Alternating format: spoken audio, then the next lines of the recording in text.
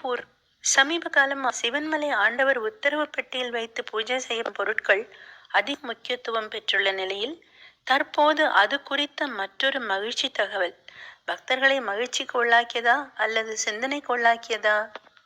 காங்கேயத்துக்கு அருகில் உள்ள சிவன்மலையில் அமைந்துள்ளது அருணகிரிநாதரால் திருப்புகழில் பாடப்பெற்ற பெருமை கொண்ட முருகன் கோவில்.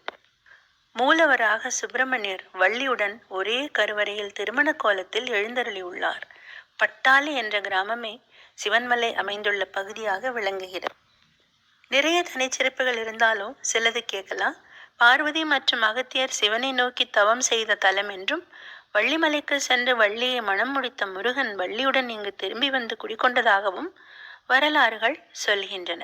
அதனால்தான் இந்த கோயிலில் முருகன் சுப்பிரமணியராக வள்ளியுடன் காட்சி தருகிறார். எல்லோருக்கும் வியப்பை தரது பிரசித்தி பெற்ற ஆண்டவனுடைய உத்தரவு பெட்டி.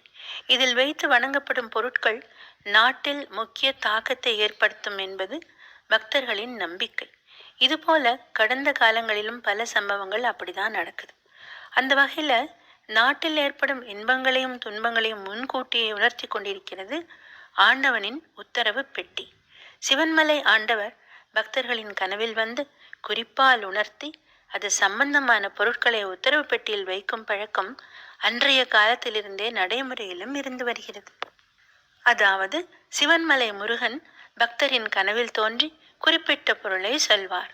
உடனே அந்த பக்தர் அந்த பொருள் குறித்து கோவில் அர்ச்சகர்களிடம் வந்து தெரிவித்து அந்த பொருளையும் கையோடு கொண்டு வந்து உத்தரவு பெட்டியில் வைக்கலாமா என்று சுவாமியிடம் அனுமதி கேட்பார். வெள்ளை பூ, சிவப்பு பூ, அர்ச்சகர்களும் இதனை பூ போட்டு கேட்பார்கள். வெள்ளை பூ விழுந்துவிட்டால் அனுமதி என்று அர்த்தம். ஏற்கனவே உள்ள பொருள் மாற்றப்பட்டு தற்போது பக்தர் கொண்டு வந்துள்ள பொருள் மாற்றி வைக்கப்படும்.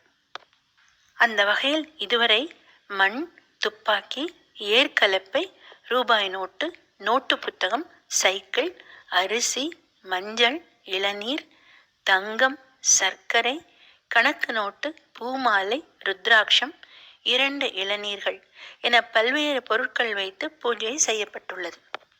இப்படி வைக்கும் பொருட்கள் சமுதாயத்தில் ஏதாவது ஒரு தாக்கத்தை ஏற்படுத்திவிடும். இதுவரை அப்படித்தான் நடந்திருக்கிறது என்று சொல்கிறார்கள். கற்பூரம் பிரம்பு பூஜை.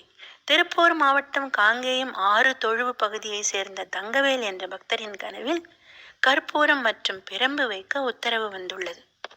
இதையடுத்து ஆண்டவன் உத்தரவு பெட்டியில் கற்பூரமும் பிரம்பும் வைத்து பூஜை செய்யப்பட்டுள்ளது.